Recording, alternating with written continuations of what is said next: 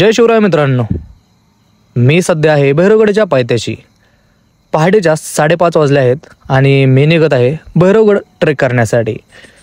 तर मोर्शीचा भैरवगड म्हणून हा किल्ला ओळखला जातो, कारण मित्रांनो भैरवगड या नावाने 6 किल्ले आहेत. तर आपण सध्या आहोत मोर्शीचा भैरवगड येथे. तर आम्ही ट्रेक चालू केल्यानंतर मित्रांनो जो क्षण होते किंवा जो अनुभव होता खूप खतरनाक होता, खूप छान होता. कारण की पूर्णपणे सर्व जंगल भाग होता आणि आम्ही आमच्या ग्रुपसोबत निघत होतो. त्यावेळेस थोडंच पुढे आल्यानंतर आम्ही सगळ्यांनी रेस्ट घेतली थोडी. आमचे जे ग्रुप मेंबर होते ते सर्वजण थांबले होते. तर मित्रांनो जो माझा अनुभव होता ना, म्हणजे नाईट ट्रेकचा, म्हणजे पहाटेचा ट्रेकचा, एकदम छान होता. चांदण्याच्या प्रकाशात खूप भारी वाटत होतं. त्यानंतर थोडं उजाडल्यानंतर जो दिसणारा क्षण होता एकदम खतरनाक होता. खूप प्रचंड असं वारं सुटलं होतं. मित्रांनो सूर्योदयाची वेळ झाली होती आणि जे गडावरून दिसणारं निसर्ग होता ना, खरंच तो खूप छान दिसत होता. त्यानंतर जे आपल्याला रॅपलिंगसाठी साहित्य लागतं ते सोबत घेऊन आम्ही निघालो भैरवगडच्या मेन चढाईजवळ. त्यानंतर इथून जे दिसणारा निसर्ग आहे खरंच खूप छान होतं, खूप भारी वाटत होता. तुम्ही सांगा तुम्हाला कसं वाटतं, किती म्हणजे खूप सुंदर दिसत होतं. तर मित्रांनो भैरवगड किल्ला पाहायला जाण्यासाठी जे मार्ग आहे ते तुम्हाला मी सांगतो थोडक्यामध्ये. भैरवगड हा किल्ला मुंबईपासून 125 किलोमीटर पडतो आणि पुण्यापासून 145 किलोमीटर पडतो. तर तुम्हाला मुंबई येथून येण्यासाठी कल्याण पुढे येऊन अहमदनगरकडे जाणारा माळशेज घाटातून जाणाऱ्या बसने मोर्शी या गावात तुम्ही उतरू शकता. आणि पुण्याहून येत असताना राजगुरुनगर येथून पुढे जुन्नर मार्ग माळशेज घाटातून तुम्ही मोर्शी गावात येथे पोहोचू शकता.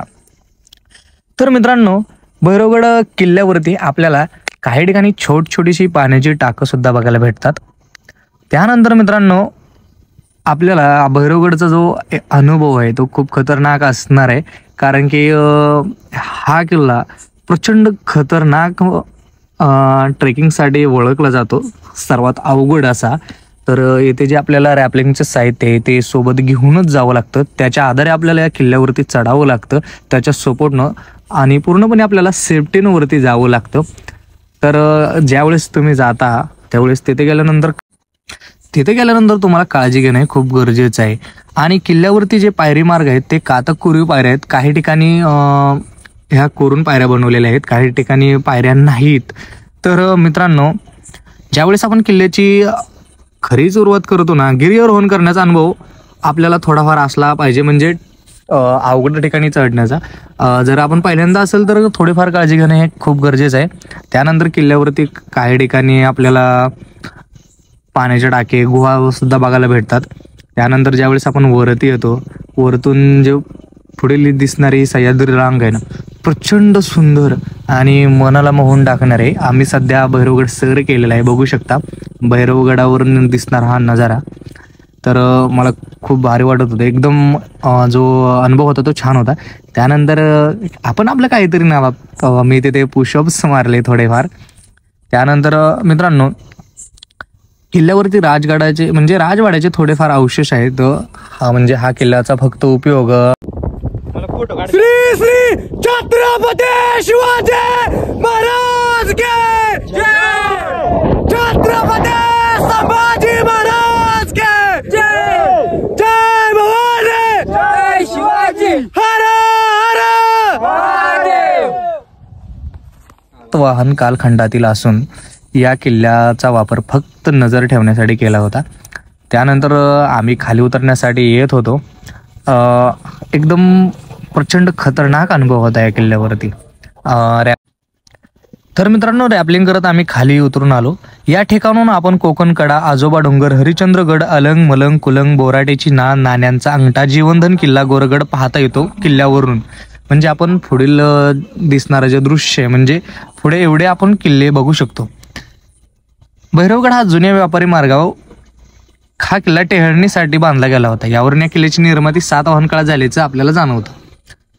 हा किल्ला स्वतंत्र भारत सरकारच्या ताब्यात आहे. आणि मित्रांनो या किल्ल्यावरचा माझा अनुभव एकदम खतरनाक होता, खूप भारी होता. रॅपलिंग आपल्याला ही पूर्णपणे जपून करावी लागते मित्रांनो. तर मित्रांनो रॅपलिंग करत खाली येत असताना, म्हणजे रॅपलिंग करण्याचा किंवा हा पहिलाच अनुभव होता माझा, त्यामुळं थोडे धाकधूक होते. पण तरीही हिम्मत करून मी खाली येत होतो रॅपलिंग करत. खरंच प्रचंड असं भारी वाटत होतं. आणि आयुष्यात प्रत्येक क्षण हा आनंदाने जगायचा असतो.